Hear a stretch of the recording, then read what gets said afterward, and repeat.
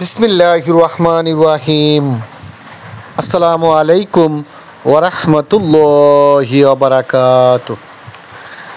প্রিয় বন্ধুগণ, আপনাদের আন্তরিক শুভেচ্ছা জানাই মানুষের জন্যই মানুষ এমজেএম টিভিতে। সকলের মঙ্গল কামনা করে শুরু করছি আজকের আয়োজন। আপনাদের জন্য আজকে যে বিষয় থাকছে, শিয়া গ্রুপের একটি দল হলো সিবাইয়া, এর পরিচয় ও দলিল পরিবেশনা করছি আমি মোহাম্মদ আসাদুল্লাহ ফকির। প্রিয় বন্ধুগণ, শিয়া গ্রুপের প্রায় 22টি উপদল রয়েছে। এর মধ্যে সিবাইয়া একটি অন্যতম উপগোষ্ঠী বা উপদল। আজকে আমরা আলোচনা করব সিবাইয়া এর উৎপত্তি, আকিদা, বিশ্বাস, কর্মকাণ্ড এবং ইসলামের তারা কতটুকু উপকার করেছে, কতটুকু ক্ষতি করেছে, এই বিষয় নিয়ে আপনাদের সামনে উপস্থাপন করব। প্রথমে থাকছে উৎপত্তি ও প্রতিষ্ঠাতা। সিবাইয়া শিয়াদের প্রথম বিভ্রান্ত দল। এর মূল প্রতিষ্ঠাতা ছিল আবদুল্লাহ ইবনে সাবা নামক এক ইহুদি, যিনি ইহুদি ধর্ম থেকে ইসলাম গ্রহণের ভান করে মুসলিম সমাজে প্রবেশ করেন। ইতিহাসবিদ ইমাম শারাস্তানি আল মিলাল ওয়াল নিহাল এবং ইবনে কাসির আল বিদায়া ওয়াল নিহায়া লিখেছেন যে আবদুল্লাহ ইবনে সাবা মূলত মুসলিম সমাজে ফিতনা ছড়িয়ে দিতে এবং মুসলমানদের মধ্যে বিভক্তি আনতে ষড়যন্ত্রমূলকভাবে কাজ করেছিল। মূলত সে ইমাম আলী রাদিয়াল্লাহু আনহু এর প্রতি অতিরঞ্জন করে দাবি করেছিল যে আলী রাদিয়াল্লাহু আনহু শুধু একজন খলিফা নন, বরং আল্লাহর পক্ষ থেকে বিশেষ মর্যাদার অধিকারী, এমনকি ইলাহি গুণবলীর অধিকারী। এই ধারণা থেকে তার অনুসারীরা পরবর্তীতে আলী রাদিয়াল্লাহু আনহুকে প্রায় ইলাহ পর্যায়ে উন্নীত করে, যা ইসলামের জন্য একটি মারাত্মক ঝুঁকি নিয়ে আসে। 2 নম্বর, আলী রাদিয়াল্লাহু আনহুকে ইলাহ বানানোর বিশ্বাস। সিবাইয়ারা দাবি করে যে আলী রাদিয়াল্লাহু আনহু আসলে আল্লাহর অবতার, অথচ কুরআনে আল্লাহ স্পষ্টভাবে বলেন, তোমাদের উপাস্য একমাত্র আল্লাহ, তিনি ছাড়া আর কোনো উপাস্য নেই। সূরা বাকারা 2 নম্বর সূরা 163 নম্বর আয়াত। এছাড়া রাসূল করিম সাল্লাল্লাহু আলাইহি ওয়াসাল্লাম বলেছেন, তোমরা অতিরঞ্জন থেকে সাবধান থাকো, কারণ অতিরঞ্জনই পূর্ববর্তী জাতিগুলোকে ধ্বংস করেছে। সহিহ মুসলিম 2670 নম্বর হাদিস। এই অতিরঞ্জন ইসলামের মূল তাওহীদকে ভেঙে শিরক সৃষ্টি করেছে, যা সিবাইয়া গ্রুপের মধ্যে এই প্রবণতাটা অতি প্রিয় ছিল।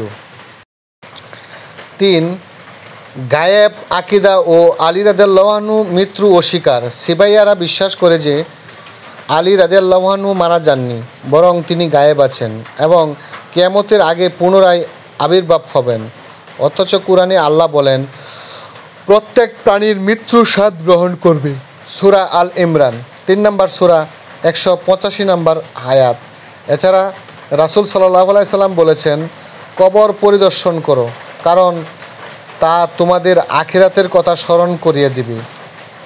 সহিহ মুসলিম 976 নম্বর হাদিস। যদি কেউ আলী রাদিয়াল্লাহু আনহুর মৃত্যুতে অস্বীকার করে, তবে তা কুরআনের সুস্পষ্ট বাণীর পরিপন্থী। সাহাবীদের গালি দেওয়া ও শত্রুতা। সিবাইয়ারা আবু বকর রাদিয়াল্লাহু আনহু, ওমর রাদিয়াল্লাহু আনহু, উসমান রাদিয়াল্লাহু আনহু এবং অন্যান্য মহান সাহাবীদের গালি দেয় এবং তাদের নেতৃত্বে প্রত্যাখ্যান করে। অথচ রাসূল করিম সাল্লাল্লাহু আলাইহি সাল্লাম বলেছেন, আমার সাহাবীদের গালি দিও না, যার হাতে আমার প্রাণ, সে যদি উহুদ পর্বতে সমপরিমাণ স্বর্ণ ব্যয় করে, তবু আমার সাহাবীদের এক মুঠো দান বা তার অর্ধেকের সমানও হতে পারবে না। সহিহ বুখারী 3663 নম্বর হাদিস। 5. কুরআন বিকৃতির দাবি। সিবাইয়ারা দাবি করে যে বর্তমান কুরআন পূর্ণাঙ্গ নয়, এতে কিছু আয়াত মুছে ফেলা হয়েছে, অথচ আল্লাহ সুস্পষ্টভাবে ঘোষণা করেছেন, নিশ্চয়ই আমি কুরআন নাজিল করেছি এবং আমি তা সংরক্ষণ করব। সূরা হিজর 15 নম্বর সূরা 9 নম্বর আয়াত। ইমাম ইবনে কাসির এই আয়াত তাফসিরে উল্লেখ করেছেন যে কুরআনের হেফাজত আল্লাহ নিজেই করেছেন এবং কোনো মানুষ বা দল তা পরিবর্তন করতে পারে না। বিদআতপূর্ণ ইবাদত। সিবাইয়ারা কবর পূজা করে, আলী রাদিয়াল্লাহু আনহুর নামে দোয়া করে এবং তার কাছ থেকে সাহায্য প্রার্থনা করে, অথচ রাসূল সাল্লাল্লাহু আলাইহি সাল্লাম বলেছেন, আল্লাহর লানত তাদের উপর যারা কবরকে ইবাদতের স্থান বানিয়েছে। এবং সহিহ মুসলিম 532। এছাড়া তারা ইসলামী সালাহ পরিবর্তন করে এবং সুন্নাহ থেকে বিচ্যুত হয়। ইমাম আলীর বক্তব্য।